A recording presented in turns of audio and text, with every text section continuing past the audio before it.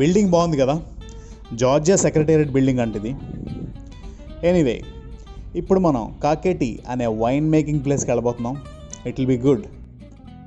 So పార్కింగ్లో ఇలా barrels అవి పెట్టి నీట్గా అలంకరించాడు, చాలా బాగుంది. అంతేకాదు షాప్ బయట కూడా ఇలా పెద్ద పెద్ద వైన్ బాటిల్స్తో వైన్ మేకింగ్ ప్లేస్కి ఒక మంచి ఫీల్ ఇచ్చాడు. So here we are in the wine house. Gramophone record wine bottle పెట్టి మంచి ఎన్విరాన్మెంట్ క్రియేట్ చేశాడు. ఇక్కడ మనకి కావాల్సిన ఫ్లేవర్స్ ఆఫ్ వైన్స్ దొరుకుతాయి. అంతేకాదు మనం ఎప్పుడు చూడని పెద్ద పెద్ద సైజ్ ఆఫ్ వైన్ బాటిల్స్ కూడా ఇక్కడ చూడొచ్చు. So here it is Kakheti winery. ఇప్పుడు మా గైడ్ మమ్మల్ని అందరినీ లోపల వైన్ మేకింగ్ ప్లేస్ ఎలా ఉండబోతుందో చూపించడానికి తీసుకెళ్తున్నారు.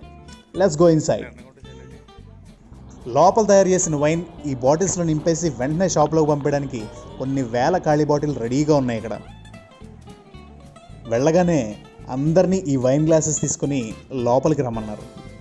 గ్లాస్ తీసుకుని వెనక్కి చూడగానే ఈ పెద్ద పెద్ద వైన్ ట్యాంక్స్ కనబడ్డాయి. సో ఇప్పుడు ఈ గ్రీన్ కలర్ కోట్లో ఉన్నవాడ మనకి డెమో ఇవ్వబోతున్నారు.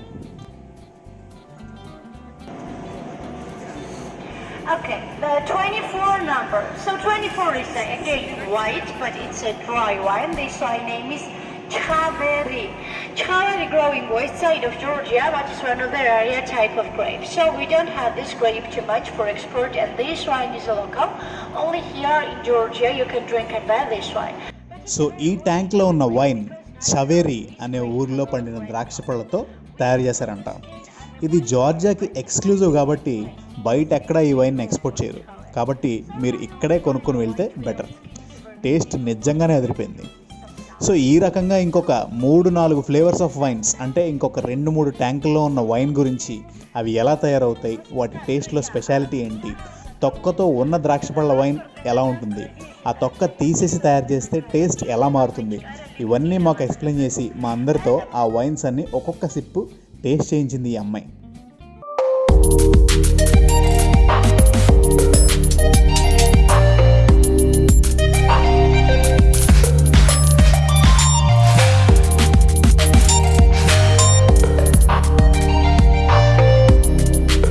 వైన్ తాగే ముందు ఇలా వేళ్ల మధ్యలో పెట్టుకుని ఒక 20 సెకండ్స్ పాటు సుతారంగా తిప్పితేనే వైన్కి సరైన టేస్ట్ వస్తుందంట.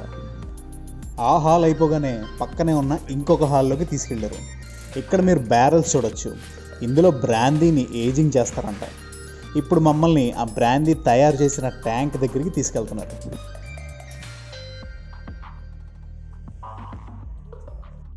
సో ఇదే ఆ బ్రాందీ ఉన్న ట్యాంక్.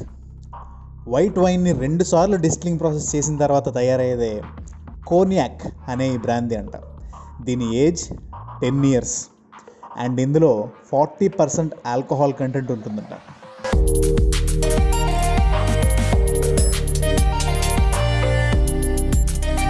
ఒక్కొక్క ట్యాంక్లో ఎంత మందు పడుతుంది అనే డౌట్ వచ్చింది నాకు.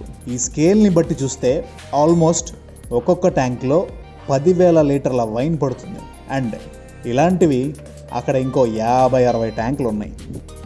సో ఆ రకంగా ఈ వైన్ మేకింగ్ ప్లేస్ని చూసి బయట ఉన్న షాప్లోకి వచ్చాం.